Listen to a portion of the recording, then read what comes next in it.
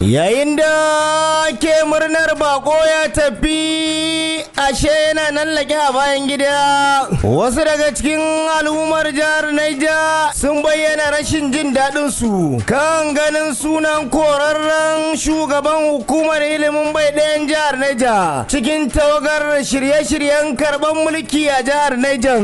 Akan wannan badakalan da aka yi na maganan kuɗi da ticoci suka ansa a UBA, akalla ya anshi kuɗi fiye da miliyan 600 da wani abu riba kawai na iska da aka ansa hannun teachers. Sannan a yau mutumin nan shi za a kira shi a ce na cikin wani abu. Ina kira da babban murya ga mai girma gwamnan gobe in Allah ya da Umar Mamman Bago, dan Allah dan annabi ba dan ni ba dan mutanen Neja ya janye sunan mutumin nan a cikin wa'annan kwamiti din. Har yanzu tsugune bata gare ba dangane da nasarar Afinike Dauda a karamar hukumar guraren jihar Niger. Ruwa ya kare matan kada ne, retirement ya zo musu na karfi da yaji, ba su san da za su yi ba, kawai yanzu nan yana borin kunya ne, bai san da zai yi ba, ya zo yana batanci. Jama'a masu sauraro barkanmu da wannan lokaci, Nuruddin Isiyaku Daza ke muku sallama yau kamar kullum. Tumadalla masu iya magana kan ce yabon gwani ya zama dole yayin da ake shirye-shiryen karɓar gwamnati sabuwa a jihar Niger. Tuni kungiyar matasa na jam'iyyar APC a shiyan gabashin jihar Niger suka fara da bibiya akan waɗanda suka ba da gudunmuwa wurin tabbatar da nasarar gwamnatin da ma wasu ababe na yau da kullun a rayuwar al'umma, wanda ɗaya daga cikinsu shine shugaban ma'aikatan fadar gwamnatin jihar Niger dan Imamu Alhaji Ibrahim Balaraba Kagara, wanda jagorancin matasan APC a Zumbi suka kai masa ziyarar karramawa. Sunana Comrade Ambassador Jamil Salihu, tsohon mataimaki akan ɗalibai da matasa na chairman na Cancaga Local Government kuma chairman na matasan APC na Zumbi gaba ɗaya.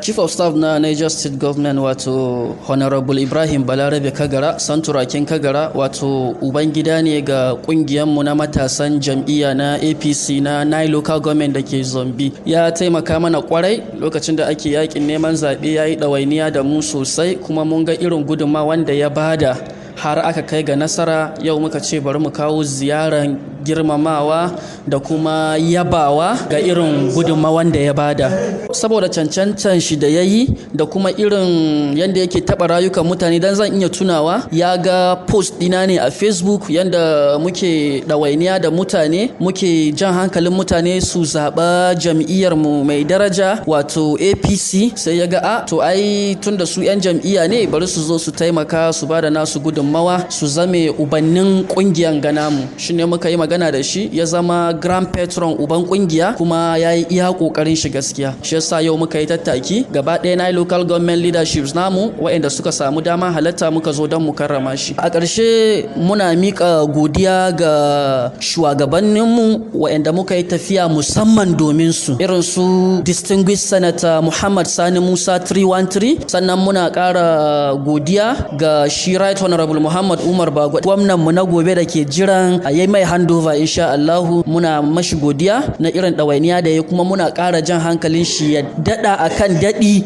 fiye da yanda ya yi da, saboda mutane suna expecting haka dama daga wurin shi cewa ya yi masu abubuwan da ma bai yi da ba. Da yake karɓar wannan karramawar ta musamman, Alhaji Ibrahim Balaraba Kagara ɗan Imamu ya kalubalanci matasa na su zamto masu kishin kawunan su. Na yi matuƙar farin ciki bisa kan wannan ziyara da wannan kungiya ta coalition na matasan Zombi suka kawo mini na samun nasara da aka yi na zaɓe da kuma irin gudunmawa wayanda suke ganin mun bayar domin samun wannan nasara. Na ji daɗi kwarai saboda sun zo ne a lokacin da an samu nasara, suka kuma ganin cewa ya dace bisa ga gudunmawan da suka ga mun bayar domin a zo a gan mu a mana godiya a kuma karrama mu kamar yadda suka gabatar. Kiran da zan yi ma matasa shine mu sani cewa shi matashi yana gina rayuwarsa ce kan hanyar alkhairi domin ya zama wani abu. kuma sani cewa ilimi shine ginshikin kowane irin mu'amala na rayuwa. Idan Allah ya ba mu dama mu yi kokari mu yi karatu. Ga waɗanda wannan dama na karatu ta kubuce mu sani akwai sana'o'i, kowan mu ya zangumi sana'a yana yi domin ya rufa makansa asiri. Ba rabu da gwani ba, Allah ba ta mutum ba, na ce ba rabu da gwani ba. To yayin da ake yabawa Ibrahim Balaraba Kagarra can kuwa a wani gefen tuni aka fara kiranye ga sabon gwamnan jihar Neja Umar Muhammad Bago da ya tsayu a kan kalamansa na cewar zai tafi da mutane na gargari. Wani dan APC kuma malamin makaranta shine yake wannan kira lokacin da yake Allah wadai kan ganin sunan tsohon shugaban hukumar ilimin bai ɗayan jihar Neja a cikin jadawalin kwamitin da za ta yi aikin karɓar mulki. Malamin ya ce idan ire-iren su ne za a kawo togon majiya yau. Sunana Aliyu Sa'idu Adunu, sa'annan former auditor na APC na Cancaga local government, sa'annan wanda ke cikin tafiyan Bago tun daga 2010 har zuwa yau. Abin da ya kawo ni gare ku shine na zo akan mika kokena da kuma jan hankali zuwa ga mai girma gwamna na goben Allah da Umar Muhammad Bago akan kwamiti da aka nada na mika mulki daga gwamnati mai ci zuwa gwamnati mai shigowa 29 ga watan 5 in Allah sa mana cikin rayayyu. Sai muka waye gari a cikin wayannan mutanen muka ga sunan Dr. Isa Adamu wanda shine tsohon shugaban hukuma ilimi na bai daya wato Primary Education Board, wanda a baya a matsayina na dan siyasa sa'annan kuma teacher ba mu sha da daɗi a hannun Isa Adamu ba game da wasu wahalhalu da ya samu matsayinmu na ticoci a Niger State gaba ɗaya. Kowa ya wahala don mun amshi bashi a ƙarshe a bashin nan mun wahala da shi, mun yi kuka. Idan baka manta ba Nura, na kira ka akan wannan maganan ka kuma neme shi a bai ɗaga waya ba a wannan lokacin. Ƙarshe haka aka tafi aka cuce mu aka ansu kuɗin mu ba tare da hakkin mu mun san haka za a yi ba. Sana zo a yau ana tunanin ka raka bako ya tafi a na bayan gida, a ce mutumin nan kuma yau yana cikin wanda za su duba ayyukan da aka yi na gwamnati na baya zuwa a miƙa ma gwamnati mai shigowa. To tsakani da Allah me za a faɗi, me zai rubuta, me zai gaya mutane?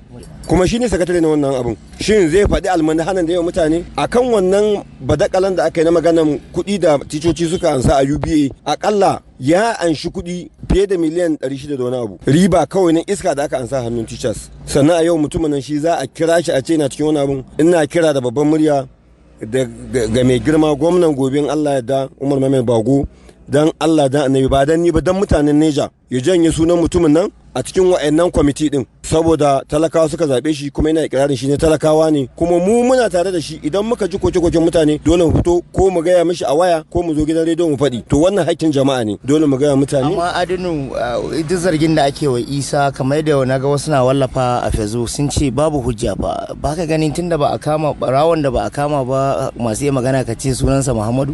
To ina zuwa barawon da ba a kama sunan shi Muhammadu ya aka yi aka sallame shi a wannan wurin, dalilin me yasa aka sallame shi? Kuma bayan haka an sallama mutumin nan wurare uku ya rike daban-daban wanda karshe bai gama ya ce da kanshi ya tenuwan shi ne karshe dai a sallame shi. Me yasa? Kai wai in tambaye ka, Isa da mafi kowa ilimi ne a Neja? Komi a ce shi ne? Wannan ba adalci ba ne. Tsakani da Allah mai girma gwamnan gobe ya duba wannan abin da idon rahama ya dubi talakawa. Mu idan ya ce haka zai yi, to tsakani da Allah kan Isa da mu lalle za mu fito mu gaya ma duniya cewa bai mana alƙawarin abin da yake gaya min cewa shi ne talakawa ba ne. Bugu da ƙari Alhaji Nura, mutumin nan shi ne tambarin Kwantagora. Me yasa masarautar Kwantagora cire shi a matsayin tambarin Kwantagora? Me zai sa? Me zai kawo? Me yasa za a cire shi? Saboda rashin kyakkyawan alaka da mutane da kyakkyawan iya shugabanci shi za suka cire shi. Don haka mu ma muna goyon bayan cewa mu ga an cire shi a wurin nan saboda mutane su samu abin nan, su samu kwanciyar hankali. Ita gaskiya a faɗe ta komai ɗaci, ko za a ce kaiwa na yayi ganganci, ko sa karai ne wa na mai ƙauyanci. Allah kuna kallon mutum har zuci, na yi rantsuwa ba zan batun ƙarya ba. To ƙarshe ce shirin zai kare ne a karamar hukumar Gurara inda wani matashi ya kare jagaba wanda ake kira Honorable Tahira Abuja kan goyon bayan da ya nuna ma Afiniki Dauda. Matashin ya ce masu kalubalantar Afiniki ba san sirrin siyasar yankin ba ne. Sunana Comrade Adamu Sagala Umar, Ward Chairman na Gawo Ward. Na farko ina so yaron nan Adamu Haruna ya san da cewa bai da hurumin yin magana akan Lambata Ward da kuma Gurara gabaki daya. Abin da yasa na ce haka shine ba su bane authentic party escorts, kuma zai iya je ya duba mu ne nan authentic party escorts, kuma ya je ya duba result na polling unit ba polling unit, kuma kai Nura Zindaza za ka iya zuwa ka je ka duba result na polling ba polling unit. Shi jagaba Gurara Honorable Atairu Musa Abubakar da kuma Honorable Afiniki a duba polling unit nasu. Polling na Atairu Musa Abubakar 012 ne a Gawo Babangida, na kuma Afiniki 002 ne a Diko. Ba zaben da ba su ci ba, daga zaben shugaban kasa, senator, rep, member da governor duka sun lashe zabe. Amma a je a duba iyayen gidansa wanda suka yi anti-party ba su iya cin zabe a lokaci daya gabaki daya ba, domin anti-party suka yi. In ba ka sani ba, yanzu nan akwai polling unit wanda suke a Gurara, elders iyayen gidansa suka ce a yi anti-party, suka karba kayan party suka je suna yaki party da shi. Shi yasa na zo in maku magana duniya ta doka shi ya zo batanci ne. Amma ba ka gani ya nuna cewa a nan yankin ku yanzu babu mai murna da wannan baiwa Afiniki da aka yi ba, kuma yana magana ne akan ra'ayoyin mutane? Ai shi ya zo ne magana akan kansa. In ka ji daga maganar shi ya ce shi ya agent shi Jona. Ai yanzu nan ruwa ya kare matan kada ne. Retirement ya zo musu na karfi da yaji, ba su san da za su yi ba. Kawai yanzu nan yana borin kunya ne, bai san da zai yi ba, ya zo yana batanci. To yanzu kai wani sako kake so ka isan maluma? Yanzu nan na so in isan maluma da cewa magana da ya zo yi a tsalle daya jiya ya zo batanci, ya zo wargaje fati ne, kuma maganan shi ba haka yake ba, ya zo ne yin maganan akan kanshi ba magana akan al'umma ba. Allah ya ba Afiniki, kuma Afiniki ta yi memba a da, kuma wanda ta yi memba mutanen Gurara sun farin ciki da memban ta da ta yi, saboda